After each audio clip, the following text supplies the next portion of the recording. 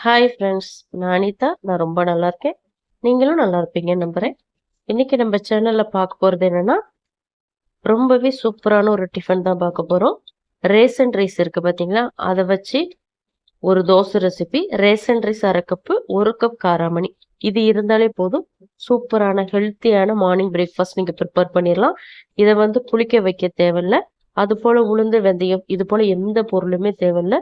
Taste அப்படி இருக்கும். கண்டிப்பா ட்ரை பண்ணி பாருங்க. இந்த தோசை வந்து நல்ல கிறிஸ்பியா கிடைக்கும் உங்களுக்கு. அதே போல நீங்க காராமணிக்கு பதிலா கொண்டக்கடலை, பச்சை பயிறு அது போல கூட நீங்க சேர்த்து நீங்க தோசை செய்யலாம். இதை தொட்டு சாப்பிட்றதுக்கு பார்த்தீங்கன்னா அட்டகாசமான சுவையில ஒரு சட்னி. இந்த சட்னி செய்யறதுக்கு வெங்காயம், தக்காளி, தேங்காய் எதுவுமே தேவையில்லை. புதினா மல்லி சட்னி வெங்காயம் தக்காளி இல்லாம செஞ்சு காட்டியிருக்கேன். இந்த 2 ரெசிபியும் மிஸ் பண்ணிடாம ஸ்கிப் பண்ணாம கடைசி வரைக்கும் பாருங்க. இப்போ வாங்க இந்த ரெசிபிஸ் 2யும் எப்படி செய்யறதுன்னு பார்க்கலாம். ஒரு பவுல் எடுத்துக்கோங்க. அதில் 1 கப் வெள்ளை காராமணி எடுத்துக்கோங்க. வெள்ளை காராமணிக்கு பதிலாக நீங்கள் கருப்பு காராமணி இருந்தாலும் தாராளமாக சேர்த்துக்கலாம். 1/2 கப் வந்து ரேசன் புழுங்கல் அரிசி சேர்த்துக்கோங்க. நீங்கள் ரேசன் ரைஸ்க்கு பதிலாக கடையில் வாங்கின இட்லி அரிசி இருந்தாலும் தாராளமாக 1/2 கப் அளவுக்கு எடுத்துக்கலாம். இப்போ இது 2யும் 6லேருந்து 7 தடவை நல்லா கழுவி எடுத்துகிட்டு வந்துடுங்க. இதில் இப்போ தண்ணி நிறைய சேர்த்து 6லேருந்து 8 மணி நேரத்துக்கு நல்லா ஊற வச்சிருங்க. அரிசியும் பருப்பும் நல்லா ஊறட்டும். குறைஞ்சது ஒரு 6 மணி நேரமாவது ஊறட்டும். அப்படி இல்லைன்னா ஒரு நைட்டு ஃபுல்லாக கூட நீங்கள் ஊற வச்சுக்கோங்க. இப்போ பார்த்தீங்கன்னா அரிசியும் காராமணியும் நல்லாவே ஊறி வந்துருச்சு. நான் வந்து 10 மணி நேரத்துக்கு ஊற வச்சிருந்தேன். பாருங்க பருப்பு அழகா அப்படி மசிச்சா உடையுது பாருங்க. சூப்பராக ஊறி இருக்கு. இப்போ இதை வந்து மிக்ஸி ஜாருக்கு நம்ம மாற்றிக்கலாம். மிக்ஸி ஜாருக்கு மாற்றினதுக்கு அப்புறம் கொஞ்சமாக தண்ணி சேர்த்துட்டு இதை நல்லா ஃபைனாக அரைச்சிட்டு வந்துடுங்க. கொஞ்சமாக கொரகொரப்பாக இருந்தால் பிரச்சனை கிடையாது. ஆனால் ரொம்ப கொரகொரப்பாக அரைச்சிடாதீங்க. ஓரளவுக்கு ஃபைன் பேஸ்ட்டாக அரைச்சிக்கிட்டிங்கன்னா இன்னும் பெட்டராக இருக்கும்.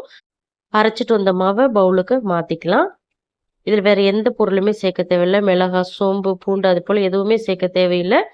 அப்படி சேர்க்கறதா இருந்தால் 2 காஞ்ச மிளகாய், 1/2 டீஸ்பூன் சோம்பு, 2 பூண்டு சேர்த்து அரைச்சிக்கோங்க. இன்னும் ஃப்ளேவர் ரொம்ப சூப்பராக இருக்கும்.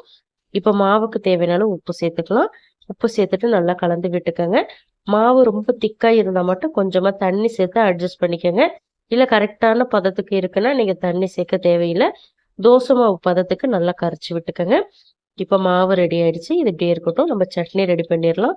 சட்னி ரெடி பண்ணுறதுக்கு எண்ணெய் ஒரு 2லேருந்து 3 டேபிள் ஸ்பூன் எண்ணெய் சேர்த்துக்கோங்க. மிதமான ஹீட்டில் வச்சுருங்க. எண்ணெய் சேர்த்துட்டு இப்போ இதில் வந்து 1/2 கப் அளவுக்கு உளுந்து சேர்த்துக்கிறேன். வெள்ளை உளுந்து, கருப்பு உளுந்து எது வேணாலும் எடுத்துக்கோங்க. 1/4 கப்பு கடலைப்பருப்பு எடுத்துக்கிறேன். சின்ன துண்டு புளி சேர்த்துக்கோங்க. 1/4 டீஸ்பூன் பெருங்காயத்தூள் சேர்த்துக்கோங்க.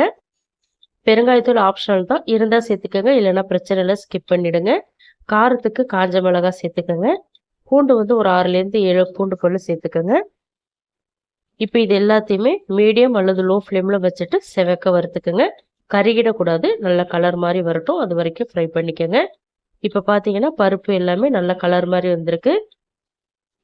இதுக்கு மேலே இதை வறுக்கணும்னு அவசியம் இல்லை. இப்போ இது நல்ல லோ ஃப்ளேமில் வச்சுட்டு க்ளீன் பண்ணி வச்சிருக்கிற புதினா நல்லா ஒரு கைப்பிடி நிறைய நான் சேர்த்துக்கிறேன். அதே போல் க்ளீன் பண்ணி வச்சிருக்கிற ஃப்ரெஷ்ஷான கொத்தமல்லி இலை அதை ஒரு 1/2 கைப்பிடி அளவுக்கு சேர்த்துக்கிறேன். இப்போ இது 2யும் சேர்த்ததுக்கப்புறம் லோ ஃப்ளேமில் வச்சுட்டு நல்லா வதக்கி விட்டுக்கோங்க. ரொம்ப வதங்க தேவையில்லை. ஒரு 20லேருந்து 30 செகண்டுக்கு வதக்குனீங்கன்னா போதும். அந்த எண்ணெயிலேயே நல்லா வதங்கட்டும். பச்சை வாசனை போகலாம், வதக்க தேவையில்லை. இப்போ நல்லா வதங்கிருச்சு பாருங்க. இந்த பக்குவத்துக்கு வதக்கிக்கோங்க. இப்போ ஸ்டவ் ஆஃப் பண்ணிட்டு இது நல்லா ஆற வச்சுக்கலாம். ஆறின பிறகு குட்டியாக ஒரு மிக்ஸி ஜாருக்கு மாற்றிக்கோங்க. கொஞ்சமாக உப்பு சேர்த்துக்கோங்க. அதே போல் கொஞ்சமாக தண்ணி சேர்த்துட்டு நல்லா கொரப்பாக அரைச்சிக்கோங்க. ரொம்ப நைஸாக அரைச்சிட்டிங்கன்னா நல்லா இருக்காது. கொஞ்சம் கொரப்பாக அரைச்சி எடுத்துகிட்டு வந்துடுங்க. இப்போ பவுலுக்கு மாற்றிக்கலாம். இதில் நீங்கள் தண்ணி சேர்க்கறதா இருந்தால் தாராளமாக சேர்த்துக்கலாம். நான் தண்ணி சேர்க்கல, திக்காக தான் வைக்கிறேன். ஏன்னா இது போல் நம்ம செய்யும்போது சாதத்தில் பிசைஞ்சு சாப்பிட்றதுக்கு ரொம்ப சூப்பராக இருக்கும். கொஞ்சமாக நல்லெண்ணெய் விட்டு நீங்கள் சாதத்தில் பிசைஞ்சு சாப்பிட்டீங்கன்னா சூப்பராக இருக்கும். அதனால் நான் திக்காக தான் செய்கிறேன். தாளிக்கிறதுக்கு பார்த்தீங்கன்னா 2 டீஸ்பூன் எண்ணெய், 1/2 டீஸ்பூன் கடுகு, 2-3 காஞ்ச மிளகாய், 1 கொத்து கருவேப்பிலை இது எல்லாத்தையுமே தாளிச்சு இதுல சேர்த்துக்கங்க.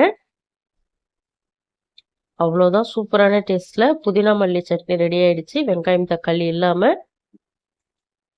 இது வந்து இட்லி, தோசை, வடை, சப்பாத்தி, அதே போல நான் சொன்ன மாதிரி சாதத்துக்கு ரொம்ப சூப்பரா இருக்கும். ட்ரை பண்ணி பாருங்க. இப்போ தோசைக்கல்ல இங்க நான் ஹீட் பண்ணி வச்சிருக்கேன். இதுல வந்து மாவை சேர்த்து நல்லா திரட்டி விட்டுக்கோங்க. நல்ல மெலிசான தோசை வேணும்னா நல்லா தின்னா மெலிசா திரட்டிக்கங்க. நல்ல கிறிஸ்பியா வரும். ஒரு முருன்னு கிடைக்கும் உங்களுக்கு. மீடியம் அல்லது ஹை ஃப்ளேம்ல வச்சுக்கோங்க. எண்ணெய் சேர்த்துக்கலாம். எண்ணெய் கொஞ்சம் தாராளமா சேர்த்துக்கிட்டீங்கன்னா நல்ல கிறிஸ்பியா கிடைக்கும் உங்களுக்கு. இல்லை அப்படின்னா நீங்க கம்மி பண்ணி கூட எண்ணெய் சேர்த்துக்கலாம். டயட்ல இருக்கிறீங்க அப்படின்னா நீங்க எண்ணெய் கம்மி பண்ணிக்கலாம். அதுக்கு பதிலாக நெய் சேர்த்துக்கோங்க. இப்போ நல்லா குக் ஆகட்டும். ஒரு சைடு குக் ஆகினதுக்கு அப்புறம் நான் வெளியில எடுத்துக்கிறேன். நீங்க 2 சைடும் திருப்பி போட்டு குக் பண்றதா இருந்தால் தாராளமா குக் பண்ணிக்கலாம். நல்ல மொறுமொறுன்னு இருக்கு பாருங்க. பசங்களுக்கு இது போல செஞ்சு கொடுங்க. அவ்வளோ சாப்பிடுவாங்க. டேஸ்ட் ரொம்ப சூப்பரா இருக்கும். இதுக்கு வந்து எந்த சட்னி வச்சு கொடுத்தாலுமே ரொம்ப நல்லா இருக்கும். சாம்பார் கூட நல்லா இருக்கும். இப்போ வெளியில எடுத்துக்கலாம். எவ்வளோ அழகா கலர்ஃபுல்லா இருக்கு பாருங்க. நம்ம வெந்தயம் உளுந்து எதுவுமே சேர்க்கல. ஆனால் நல்ல கோல்டன் கலர்ல கிடைச்சிருக்கு பாருங்க. இதே போல இன்னொரு தோசை ஊற்றி காட்டுறேன் பாருங்க. இது வந்து கல் தோசை மாதிரி நீங்க செஞ்சு ஆனியன் ஊத்தப்பம் போலவும் நீங்க செஞ்சு எடுத்துக்கலாம். ரொம்ப நல்லா வரும். இப்ப மாவை நல்லா திரட்டி விட்டாச்சு. திரட்டி விட்டதுக்கு அப்புறம் 2 பிஞ்ச் அளவுக்கு மிளகாய் தூள் எடுத்து அப்படியே இந்த மாவு மேல லைட்டா தூவி விட்டுக்கோங்க. இப்போ நான் மிளகாய் தூள் தூவியாச்சு. இப்போ பொடியா கட் பண்ணி வச்சிருக்கிற வெங்காயத்தையும் மேல அப்படி தூவி விட்டுக்கோங்க. இது போல தோசை ஊற்றி சாப்பிடுங்க. ரொம்ப சூப்பரா இருக்கும் ஆனியன் தோசை. வெங்காயம் உங்களுக்கு எந்த அளவுக்கு தேவையோ அந்த அளவுக்கு அதிகமாகவோ கம்மியாகவோ சேர்த்துக்கோங்க. வெங்காயம் சேர்த்ததுக்கு அப்புறம் பொடியா நறுக்கி வச்ச கொத்தமல்லி இலையும் சேர்த்துக்கோங்க.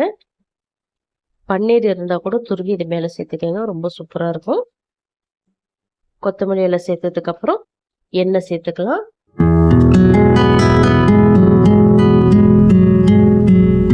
எண்ணெய் வந்து நல்லெண்ணெய், கடலெண்ணெய், நெய் எது வேணாலும் சேர்த்துக்கோங்க. ரொம்ப நல்லா இருக்கும். இப்போ இது நல்லா குக் ஆகட்டும். மீடியம் அல்லது ஹை ஃப்ளேம்ல வச்சுக்கோங்க. இப்போ பாருங்க நல்லா குக் ஆயிடுச்சு.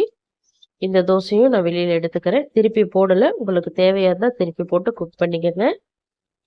நான் அப்படியே வெளியில எடுத்துக்கிறேன். சும்மா சொல்லக்கூடாதுங்க. டேஸ்ட் அப்படி இருந்தது. கண்டிப்பா நீங்களும் உங்க வீட்டு பசங்களுக்கு, பெரியவங்களுக்கு எல்லாத்துக்குமே செஞ்சு கொடுத்து பாருங்க. ரொம்ப ஈஸியா செய்யலாம். ஊறுற டைம் மட்டும்தான். அவ்வளோ ஈஸியான ரெசிபி சட்னி. இந்த தோசையும் இப்போ பிளேட்டுக்கு மாத்திக்கிறேன்.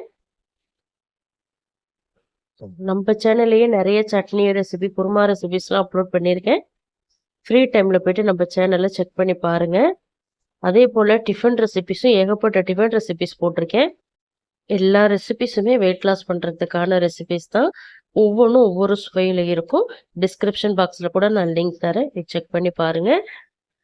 இது போல இன்ட்ரெஸ்டிங்கான ரெசிபிஸ் தினம் தினம் நம்ம சேனல்ல அப்லோட் பண்ணிக்கிட்டே இருப்பேன். அதனால நம்ம சேனலை மறக்காம சப்ஸ்கிரைப் பண்ணி ஃபாலோ பண்ணிக்கோங்க. இந்த ரெசிபி ரெண்டுமே உங்களுக்கு பிடிச்சிருக்கும் நம்புறேன். பிடிச்சிருந்தா லைக் பண்ணுங்க.